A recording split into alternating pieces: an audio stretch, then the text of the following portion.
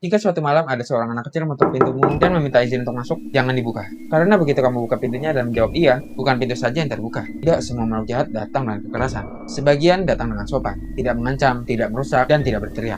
Mereka hanya berdiri diam di luar rumah. Mereka menatapmu dan menunggu kata iya. Hampir semua cerita Black Eyed Children selalu dimulai dengan cara yang sama. Pada malam hari yang sunyi dan gelap, entah itu di rumah, di pom bensin yang tertutup, di mobil, dan di parkiran. Lalu terdengar suara ketukan itu pelan, tidak kencang, seolah tidak ingin mengganggu. Saat pintu dibuka, yang berdiri di sana bukanlah orang dewasa, tapi anak-anak. Seperti anak kecil pada umumnya. Namun ada sesuatu yang berbeda, yaitu warna kulitnya pucat. Ekspresi wajahnya pun datar, seperti tidak menunjukkan rasa takut atau emosi apapun. Dan ketika cahaya mengenai wajah mereka, barulah terlihat matanya tidak ada warna putihnya. Tidak ada pantulan cahaya, hanya berwarna hitam pekat dan menatap kita kosong. Yang membuat saksi semakin terkejut, bukan hanya penampilan mereka, tapi cara mereka berbicara. Suaranya halus dan sopan, tapi seperti dia menghafal, karena tidak ada jeda alami dan emosi di situ. Seperti datar saja. Kalimat mereka hampir selalu sama. Bolehkah kami masuk? Kami butuh bantuan. Orang tua kami akan marah. Kami kedinginan luar.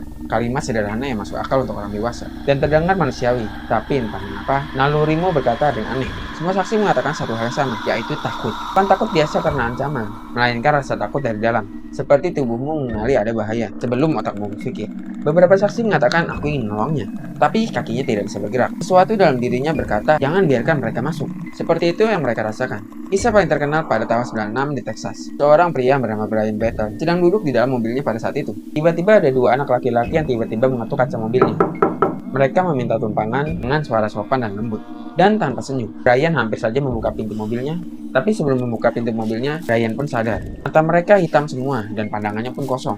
Dalam satu detik, rasa takut yang luar biasa Brian rasakan. Lalu ia menyalakan mobilnya dan pergi begitu saja tanpa menoleh. Ada satu aturan aneh dalam cerita ini, yaitu mereka tidak akan bisa masuk tanpa seizinmu. Entah itu di rumah, di mobil, atau di ruang pribadimu. Mereka selalu menunggumu untuk menjawab kata iya. Ini membuat banyak orang percaya bahwa Black Eyed Children bukan manusia biasa. Karena banyak mitologi kuno, hanya satu jenis makhluk yang membutuhkan izin.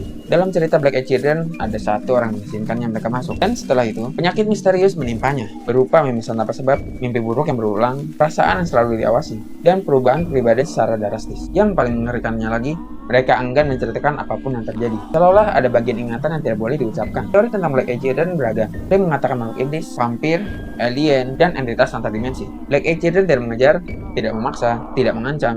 Mereka hanya mengetuk dan menunggu jawaban. Harap kamu membuka pintunya. Jika suatu malam ada yang mengetuk pintumu di luar rumah, dan suaranya adalah anak kecil, lalu berkata bolehkah kamu masuk? Ingat, tidak semua datang untuk meminta pertolongan, untuk diselamatkan. Dan jangan pernah kamu berkata iya jika ada yang bertanya seperti itu. Jika kalian ingin mendengar cerita urban legend lainnya, bisa like dan subscribe. Dan jika ingin request cerita urban legend lainnya, bisa berkomentar. Saya Ranuka, terima kasih.